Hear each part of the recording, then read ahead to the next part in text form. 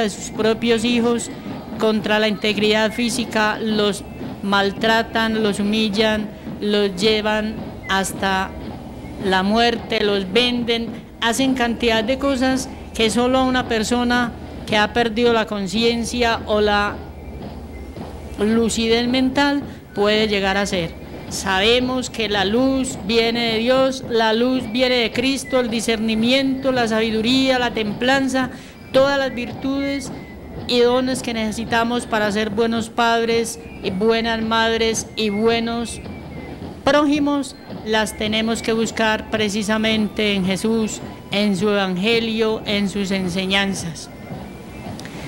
La globalización de las culturas, el conocimiento de diversas filosofías y religiones ha hecho que llegue hasta nosotros la moda de atentar contra la vida, la moda de abortar, la moda de abandonar a nuestros ancianos, de pensar que son un estorbo, que ya merece que descansen en paz y no esperamos que sea Dios que los llame, sino que estamos de acuerdo con la eutanasia, o sea, hacer que la persona se vaya de esta vida cuando a nosotros nos parece y no cuando a Dios le parece. Tenemos que evangelizar la ciencia. Las personas que aman la ciencia, el conocimiento y el estudio están llamados a evangelizar, a purificar y a limpiar de la corrupción, de la inmoralidad y de toda clase de vicios que se han colado dentro de nuestra sociedad a través de la ciencia y la tecnología. La curiosidad del hombre supera su moral, el deseo de poder, de dinero y de placer y la misma capacidad que ha desarrollado en su mente lo ha hecho creer un Dios, lo ha hecho creer que puede destruir o llamar a la vida. Los niños probetas, la manipulación de la estatura, del color, de la piel, de los ojos de las personas, de los niños que quieren tener, todo eso va contra las leyes normales, sanas y santas que Dios ha querido poner para nosotros. No podemos entonces dejar que el mundo nos imponga su cultura y olvidemos los mandatos del Señor. La pelea principal de Jesús contra los escribas y los fariseos era: han olvidado el mandato de Dios para cumplir mandatos humanos. Y bien lo decían los apóstoles cuando iban a ser martirizados. Cuando les exigían que no predicaran a Jesús, ellos decían: primero hay que obedecer a Dios y luego al hombre. En la sociedad de hoy se ocurre todo lo contrario. Primero obedecemos a nuestros magistrados, a nuestros gobernantes y a nuestros corruptores que obedecer el evangelio de Jesús, que sigue siendo vigente, sigue siendo claro, sigue siendo vida, sigue siendo misericordia y sigue llamando a la vida, llamando al respeto, llamando a la protección de la vida de todos los seres humanos, de toda raza y de toda condición social y religiosa.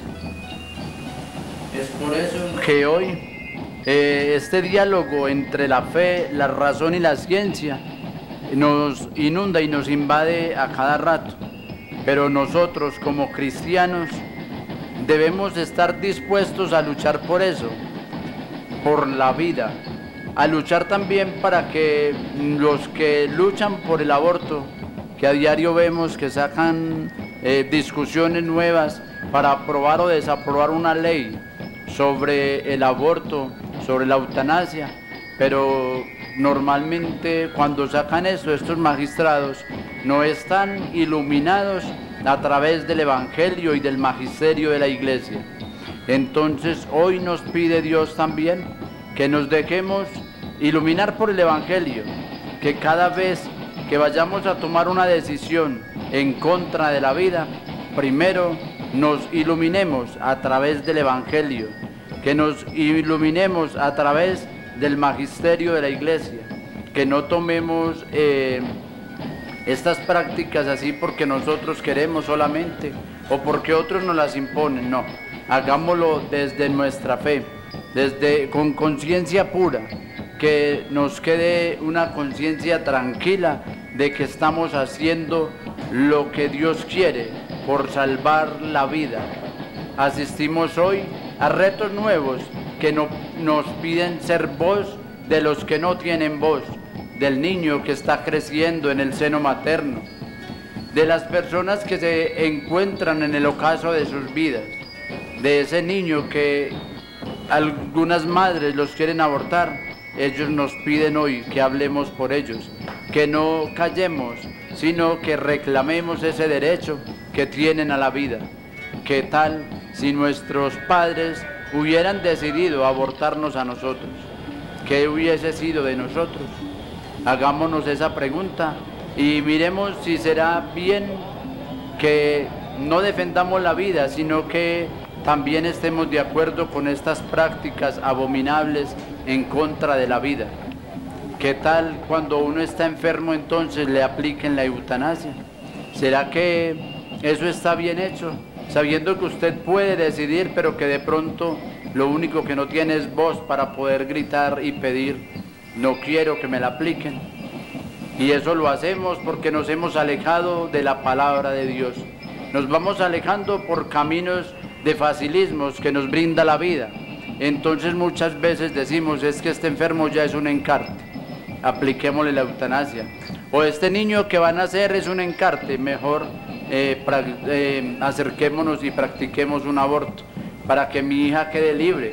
Muchas veces nosotros mismos, como padres de familia, alcahueteamos esto y tal vez nosotros mismos hacemos que nuestros hijos se acerquen a estas prácticas, pero no sabemos de lo que estamos haciendo y de que estos niños claman a viva voz para que los dejen vivir.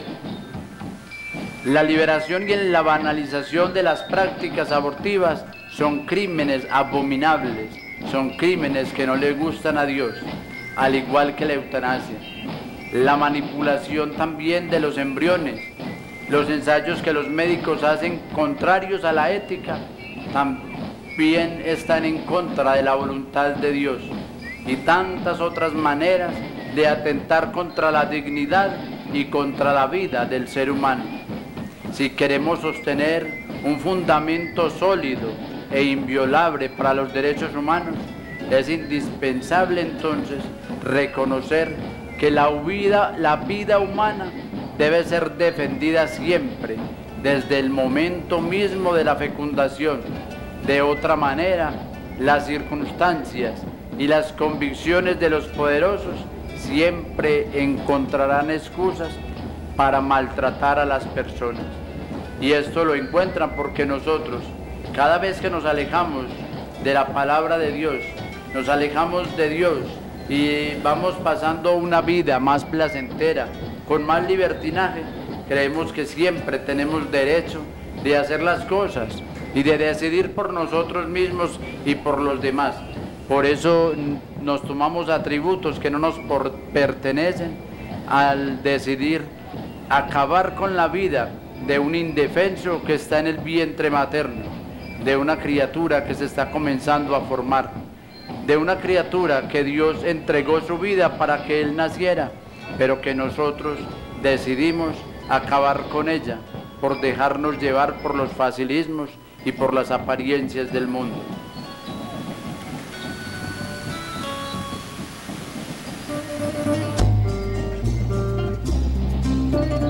No solo estoy en lo bello y lo perfecto.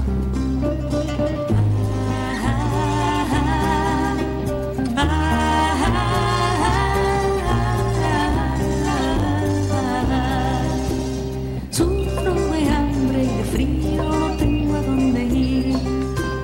Sufro de sed, no tengo casa y cobijo, soy inmigrante aquí.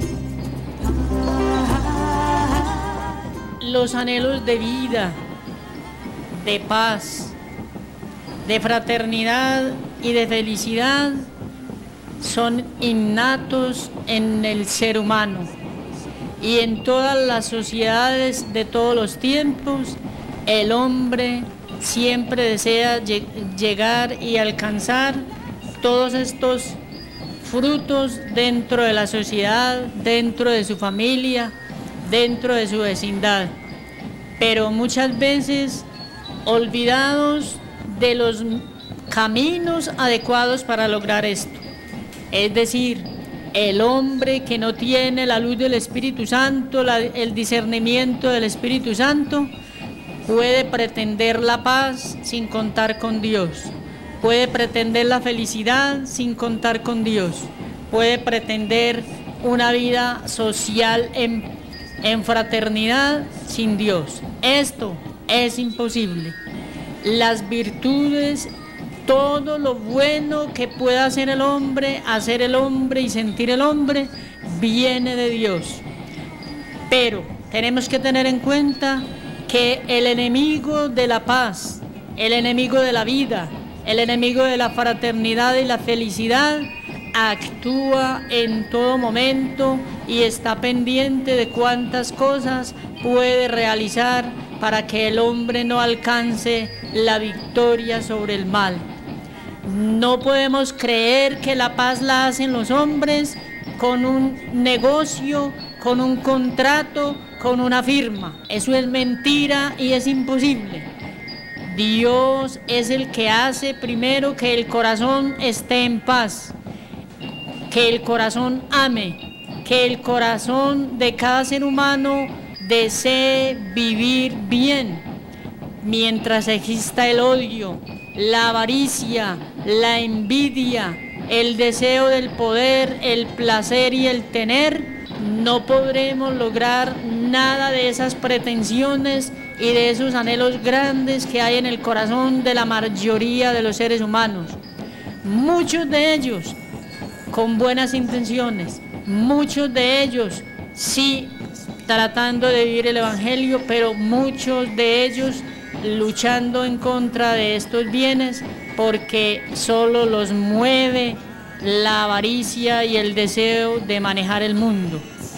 Por eso tenemos que siempre estar en la virtud, en la gracia y en la luz de Cristo. Tenemos que orar permanentemente para que nosotros seamos agentes de paz, porque la violencia más grande, más dañina y más dolorosa se vive dentro del hogar. ¿Cuántos de nosotros que somos conscientes y sabedores de esta realidad y que la vivimos en nuestra propia persona y en nuestro propio hogar, porque no hemos aprendido a obrar conforme a lo que pensamos, queremos y deseamos? ¿Por qué? Porque el mal siempre estará presente y estará tratando de ganarnos la batalla. Tenemos que seguir luchando porque nuestros hogares vayan bajando de las malas palabras, de las malas actitudes que tan frecuentemente recibimos y damos. Roguemos a la Santísima Virgen María y al Señor Jesús, que siempre soportó todas las pruebas para poder cumplir la voluntad del Padre, a que nosotros en el hogar, padres de familia, madres de familia, hijos, hermanos, seamos esos agentes de paz que se van esparciendo y van saliendo a la sociedad. Mientras en el hogar haya violencia, mientras en el hogar haya falta de amor y de caridad y poco respeto a la dignidad y a los derechos del otro, tendremos una sociedad en esas mismas condiciones y un mal multiplicado crece en daño, en perjuicio y en dolor. Cada familia mal formada, cada hijo mal formado es un miembro de la sociedad mal formado y es un miembro de la sociedad que no va a ser y que no va a permitir que la fraternidad, la paz, la convivencia se desarrollen en buena medida. Por eso el problema fundamental de la sociedad de hoy está en el hogar. El hogar es el primero que está llamado a respetar la dignidad, la vida y los derechos del otro. Es allá donde se vive vivir la justicia, la comprensión y el amor. Y sabemos y somos conscientes que estamos de lejos de lograr eso todavía. Y sabemos y somos conscientes que es en el hogar donde más fácil peleamos y donde más fácil discutimos y donde más fácil tratamos mal a las personas. Aún por encima del amor que sentimos por ellos, olvidamos muchas veces el buen trato y todas las demás actitudes que hacen que un hogar sea lugar, cuna de la vida, centro de la vida, iglesia doméstica. Es posible que en nuestros municipios y en los lugares donde predomina la fe sea menos grave la situación, eso es cierto, pero vuelvo y repito, si en nuestro hogar no pasa eso, démosle gracias a Dios y oremos permanentemente para que se continúe esa vida de unidad y santidad. Y oremos permanentemente por la multitud y millones de familias que son un caos, un infierno para los niños, los adolescentes, los jóvenes y los ancianos. Todos somos destructores o constructores de la vida. Todos somos constructores de paz, de fraternidad y de felicidad, o todos podemos hacer lo contrario. No olvidemos lo que dijo Jesús: velad y orad para que no caigáis en tentación. Se ha abandonado la oración, se ha abandonado la vida de gracia, se ha abandonado los sacramentos en gran medida en muchas partes del mundo, incluyendo también a nuestro pueblo. Tenemos muchas familias y muchos hogares que adolecen de esa vida de sacramentos, de esa vida de oración. El mundo nos entretiene, el mundo nos distrae, el mundo nos ciega los ojos, nos nubla el corazón. Tenemos que volver al principio, tenemos que volver a la fuente. Cristo nos lo pide hoy en este día: hagamos por la vida. Ahora sí puede leer la resurrección.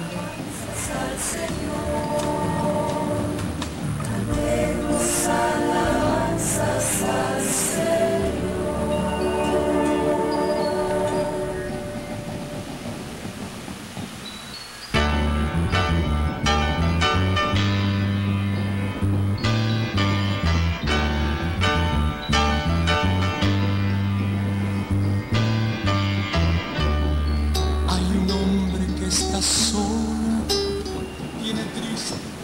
Entonces vamos a hacer una meditación y hacer lectura de un pasaje bíblico donde Jesús muestra su preocupación por la vida al resucitar al hijo de la viuda, como lo podemos ver en uno de los pasos que nos acompañan en esta procesión.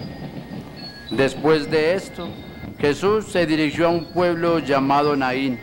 Iba acompañado de sus discípulos y de mucha gente. Al llegar cerca del pueblo, vio que llevaban a enterrar a un muerto, hijo único de su madre, que era viuda. Mucha gente del pueblo lo acompañaba al verla. Al verla, el Señor tuvo compasión de ella y le dijo: no llores.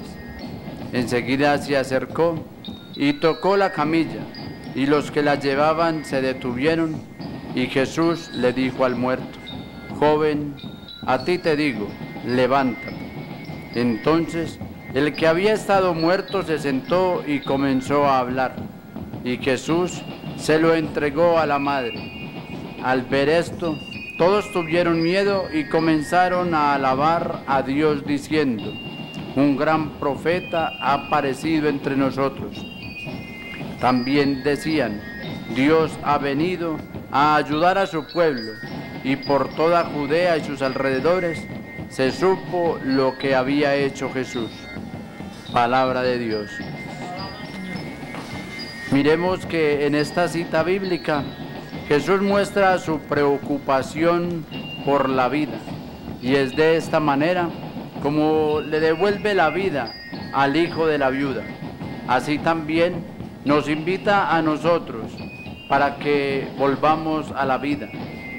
No a la vida material, sino también a la vida espiritual, a volver al encuentro con Él, a volver al encuentro con nuestro Padre a través de los sacramentos, a aprovechar este tiempo de Pascua, de Cuaresma, este tiempo de la Semana Santa, para que tengamos un encuentro vivo, real y verdadero con Dios, para que a través de este triduo pascual no nos quedemos nosotros en el Viernes Santo, sino que también podamos llegar gloriosos al día de la resurrección y que podamos resucitar en nuestros corazones con Cristo, para que Él también nos resucite a cada uno de nosotros, que nos inunde con su vida, con su gracia, con su paz. Pidámosle y entreguemos también cada uno de nosotros nuestros pecados. Dios quiere que le regalemos nuestros pecados para Él cargar con ellos. Cuando nosotros nos sentimos con una carga demasiado grande, con unos pecados demasiado duros y creemos que ya no somos capaces, Jesús espera que nos acerquemos a Él y que se los regalemos para Él darnos vida y vida en abundancia. Pues eso era lo que Él mismo le decía a la samaritana: quien beba del agua que yo daré no volverá a tener sed, porque mi vida es eterna y mi agua sacia toda la sed, pero la sed espiritual. Entonces es por eso que tenemos que ser conscientes y ver en cada uno de nosotros esa necesidad de acercarnos a Dios, de acercarnos al maravilloso sacramento de la reconciliación, que es el encuentro frente a frente con Dios, donde nosotros humildes reconocemos que somos pecadores, pero también reconocemos en Él ese amor inmenso, ese amor grande y esa capacidad que Él tiene de estar siempre dispuesto a perdonar nuestros pecados.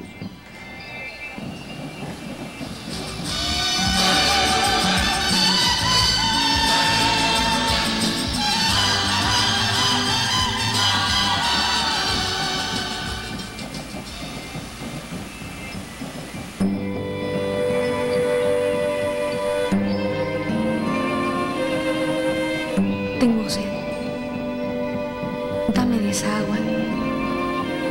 Tengo sed de ti, Dios mío.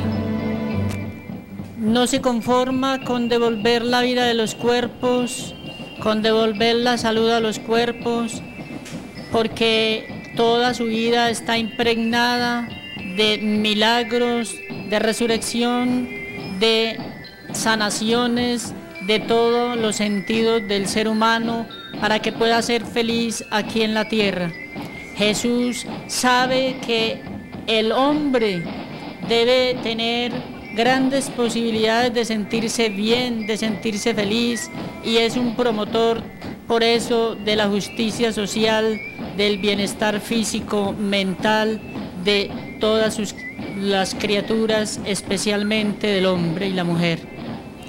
Por eso siempre se ocupó de sanar los cojos, los ciegos, los sordos, los mudos, los leprosos, y de levantar de toda miseria y de falta de respeto a su dignidad a aquellas personas que se acercaban a Él. Por eso fue crucificado, porque estaba en contra de los intereses de los poderosos, de los que tenían el mando en la sociedad de entonces, porque no cumplía las leyes humanas, no cumplía las leyes de los hombres, porque su misión era cumplir la misión del Padre y enseñarnos a nosotros a que primero está Dios y después el resto del mundo. También encontramos en Jesús esa invitación permanente a la vida espiritual. Por eso siempre decía: tus pecados te son perdonados, coge tu camilla, tus pecados te son perdonados, yo no te condeno, vete en paz y no peques más. Todas las actitudes de Jesús eran una invitación a vivir para siempre. El hombre no ha nacido para morir, el hombre ha nacido para vivir y vivir por toda la eternidad.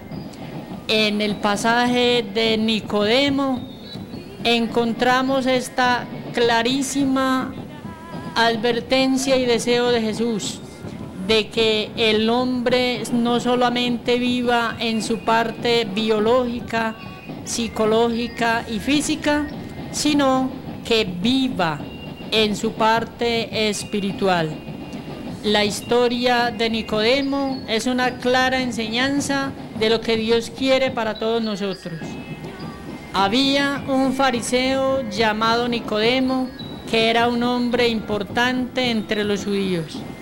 Este fue de noche a visitar a Jesús y le dijo: Maestro, sabemos que Dios te ha enviado a enseñarnos, porque nadie podría hacer los milagros que tú haces si Dios no estuviera con él. Jesús le dijo: Te aseguro que el que no nace de nuevo no puede ver el reino de Dios. Nicodemo preguntó: ¿Y cómo puede uno nacer cuando ya es viejo? ¿Acaso podrá entrar otra vez dentro de su madre para volver a nacer? Jesús le contestó: Te aseguro que el que no nace de agua y del Espíritu no puede entrar en el reino de Dios. Lo que nace de padres humanos es humano, lo que nace del Espíritu es espíritu. No te extrañes de que te diga: todos tienen que nacer de nuevo. El viento sopla, pero no a donde quiere, y aunque no oye su ruido, no sabe de dónde viene ni a dónde va. Así son también todos los que nacen del Espíritu. Nicodemo volvió a preguntarle: ¿Cómo puede ser esto? Jesús le contestó: Tú que eres el maestro de Israel, ¿no sabes estas cosas?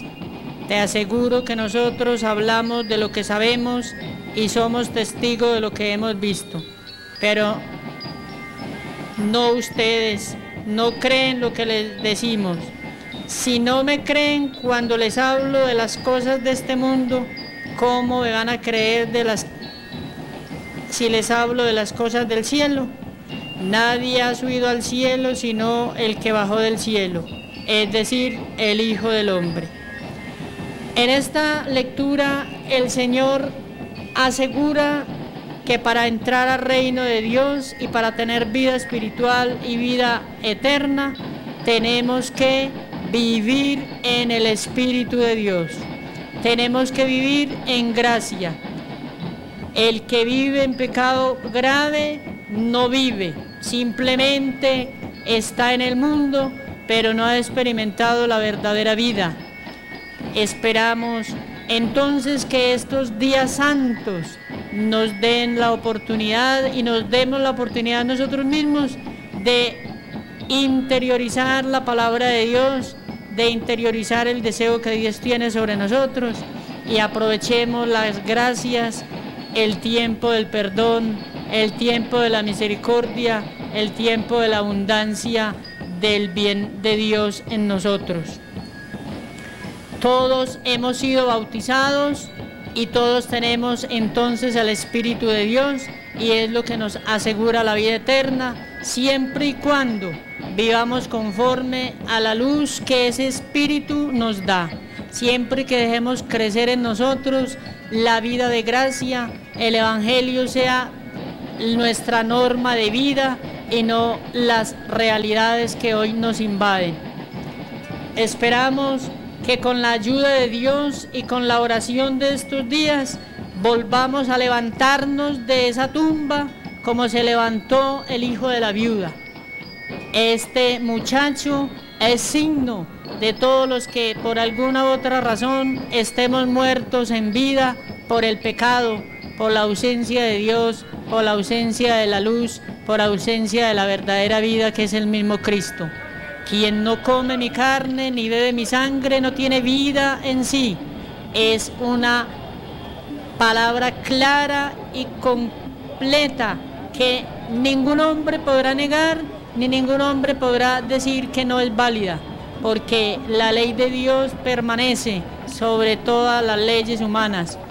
Por eso no nos conformemos con asistir a las liturgias, escuchar la palabra de Dios, salir muy contentos pero no vivir el Evangelio, o salir muy satisfechos porque estuvimos participando de una liturgia y olvidarnos de la vida de la gracia, olvidarnos de los sacramentos y olvidarnos que hay una oportunidad en cada sacerdote para recibir el perdón. Acerquémonos a ese templo de la misericordia de Dios que es el confesionario. Acerquémonos al sacerdote. No nos pongamos a pensar si el sacerdote es santo o no es santo.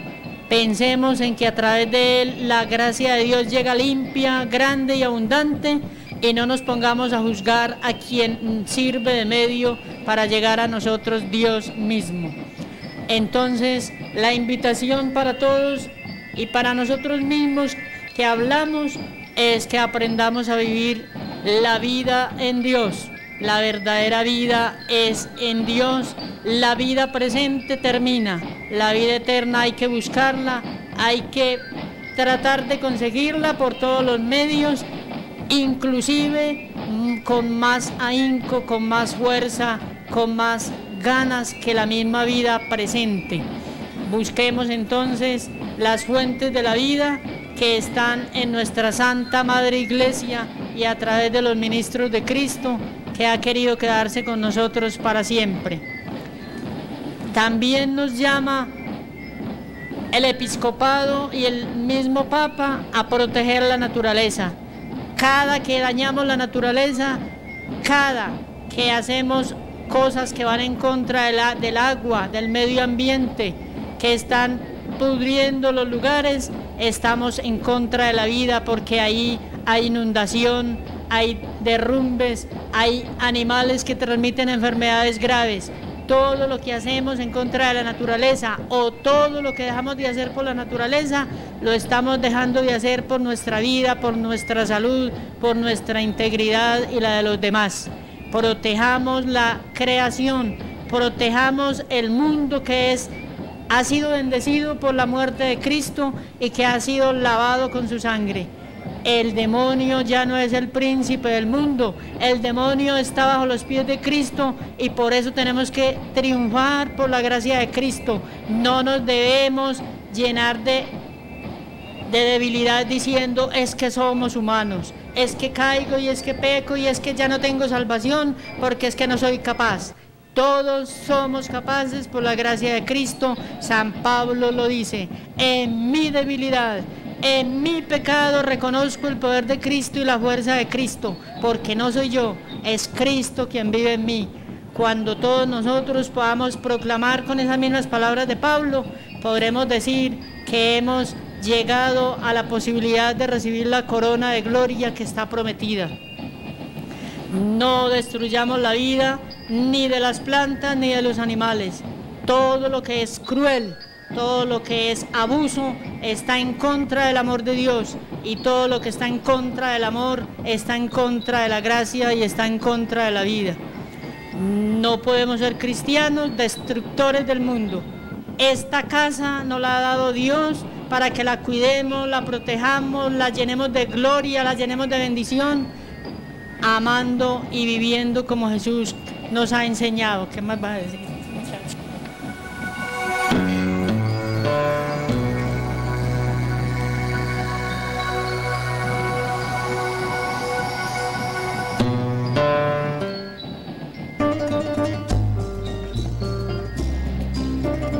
No solo estoy en lo bello y lo perfecto.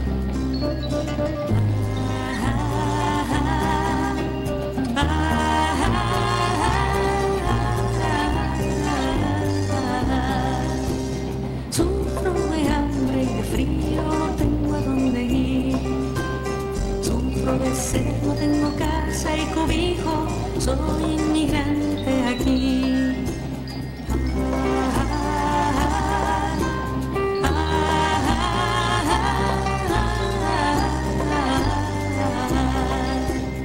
Estoy enfermo y desnudo en la cárcel y solo, no tengo amigos, no tengo amor. Lloro por dentro mi pena, grito en las alamedas y nadie me escucha, no quieren oír.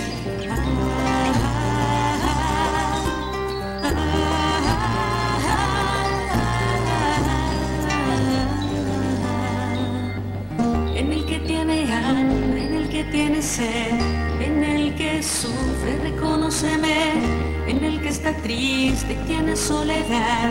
Mírame allí, me verás. En el que tiene hambre, en el que tiene sed, en el que sufre, reconóceme. En el que está triste y tiene soledad. Mírame allí, me verás. Aseguro que me encontrarás. Mírame allí, me verás. Aseguro que me encontrarás. Mírame allí, me verás. Aseguro que me encontrarás. Mírame allí, me verás. Aseguro que me encontrarás. Mírame allí, me verás. Aseguro que me encontrarás. Mírame allí, me verás. Mírame allí, me verás. Mírame allí, me verás. Mírame allí, me verás.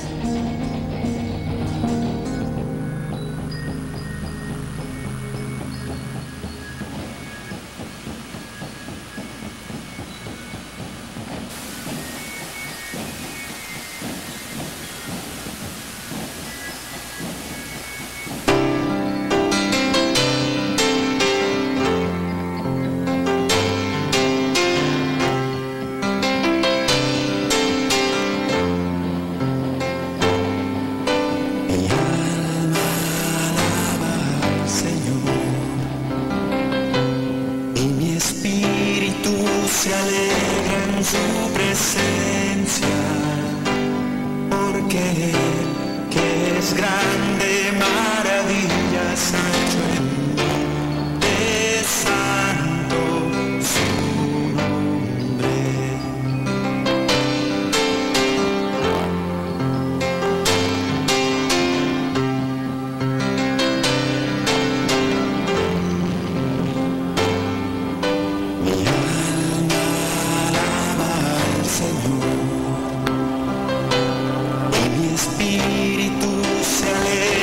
Su presencia, porque Él, que es grande, maravillas ha hecho en mí, es santo su nombre. Mi alma alaba al Señor, mi alma alaba al Señor, y mi espíritu se alegra en su presencia.